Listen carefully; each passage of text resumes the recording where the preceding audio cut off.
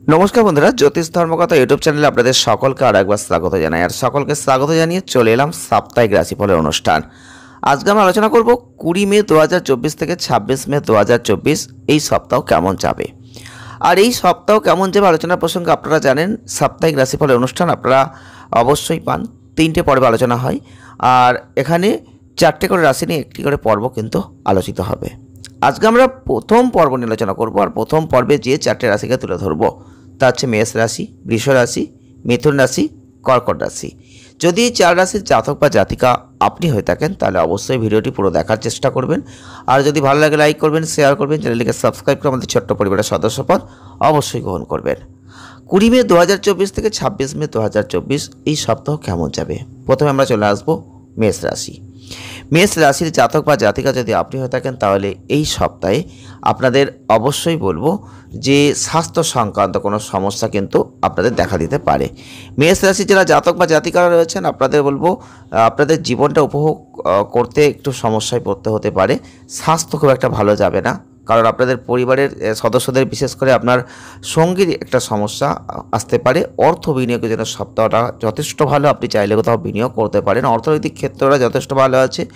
আর আপনাদের চন্দ্র রাশি থেকে দ্বিতীয় ঘরে বৃহস্পতি বিরাজমান, যেটা দেখবেন এই বছরে অর্থাৎ এই সপ্তাহের মধ্যে যদি কোনো নতুন গাড়ি কিনতে চাইছেন, বাড়ি কেনার কথা ভাবছেন, তাহলে কোনো প্রবীণ বা গুরুজনের কাছ থেকে সঠিক পরামর্শ নিয়ে আপনি বিনিয়োগটা করতে পারেন। এই ক্ষেত্রে সেটা যথেষ্ট ভালো হবে। আর ইতিমধ্যেই কোনো অফিসার বা বিনিয়োগকারীর সাথে দেখা করাতে চেষ্টা করছেন, তাহলে এই সপ্তাহটা আপনি কোনো ঘনিষ্ঠ বন্ধু বা বন্ধুর সাহায্যে তাদের সাথে দেখা করতে পারেন। তাই এর জন্য প্রস্তুত নিজেকে করতে হবে, জ্ঞান বাড়াতে হবে, না হলে কিন্তু সমস্যা হতে পারে।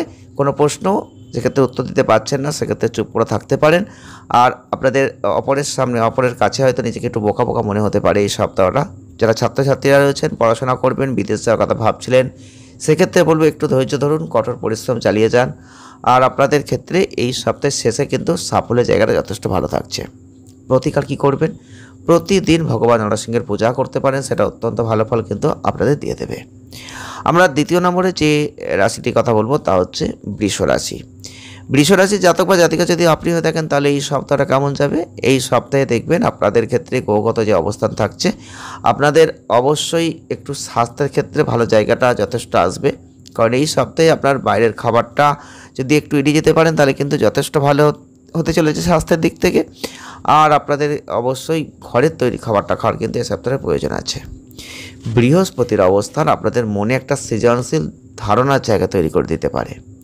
এই ধারণাগুলোকে সঠিক পথে ব্যবহার করবেন, সেখান থেকে ভালো আর্থিক লাভ অর্জন করতে পারবেন। কিছু চমৎকার নতুন আইডিয়া আপনার আর্থিক জায়গাকে উপকৃত করে দিতে পারে। অনর্থক কাজের সময় নষ্ট করতে যাবেন না। আর এই সপ্তাহে আপনার বন্ধুরা কিছু দুর্দান্ত পরিকল্পনা করতে পারেন।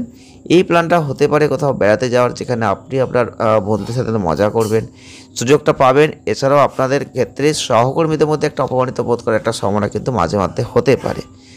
যারা শিক্ষার্থীরা রয়েছেন তাদের ক্ষেত্রে বলবো অবশ্যই কোনো ত্রুটি আসতে পারে, মনোবল ভেঙে যেতে পারে। মাঝে মাঝে অন্য সহকর্মীদের মধ্যে একটা অপমানিত বোধ করার জায়গা আছে। যারা শিক্ষার্থীরা রয়েছেন সেক্ষেত্রে বলবো শিক্ষা বা কোনো বিষয়ে কোনো সন্দেহ যদি থেকে থাকে তাহলে সেইটা ক্লিয়ার করে নেওয়া আপনাদের প্রয়োজন। বিশেষ করে আপনাদের ক্ষেত্রে বলবো যারা হার্ডওয়্যার, ইলেকট্রনিক্স কোম্পানির সেক্রেটারি, আইন, সামাজিক পরিষেবার সঙ্গে অধ্যয়ন করছেন, তাদের বলবো কঠোর পরিশ্রম করুন, সেই অনুসারে প্রচুর সাফল্য কিন্তু পেতে পারেন। কোনো তুচ্ছ বিষয় বা ঘরোয়া বিষয় নিয়ে চিন্তা করে সময় নষ্ট করতে যাবেন না, সেটা আপনার জন্য ক্ষতিকারক। প্রতিকার কী করবেন? বৃহস্পতিবার বৃহস্পতি দেবকে খুশি করার জন্য একটু যজ্ঞ হবন করতে পারেন, সেটা অত্যন্ত ভালো ফল কিন্তু আপনাকে দিয়ে দেবে। আমরা নেক্সট পরবর্তী যে রাশি নিয়ে কথা বলতে চলেছি তা হচ্ছে মিথুন রাশি। মিথুন রাশির জাতক বা জাতিকা যদি আপনি হয়ে থাকেন তাহলে এই সপ্তাহেতে দেখবেন স্বাস্থ্য জীবনটা যথেষ্ট ভালো হবে। অপ্রয়োজনীয় একটু উদ্বেগ আসতে পারে, কিছু খুব বেশি মেলামেশাটা আপনি পছন্দ করবেন না এই সপ্তাহে।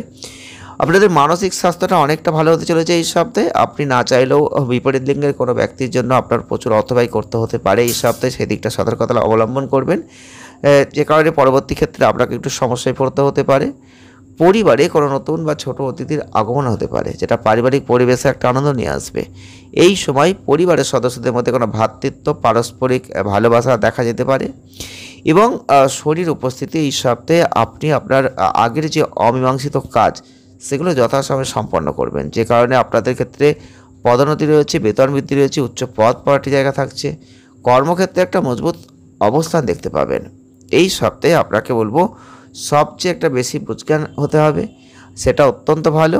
এই সপ্তাহে ব্যর্থতার সম্মুখীন হতে পারেন, মাঝে মধ্যে আত্মবিশ্বাসের একটু অভাব কিন্তু চলে আসতে পারে, যে কারণে আপনার মনে অনেক সংশয় আপনাকে অনেক কষ্ট দিতে পারে, সেদিকটা সতর্কতা অবলম্বন করবেন।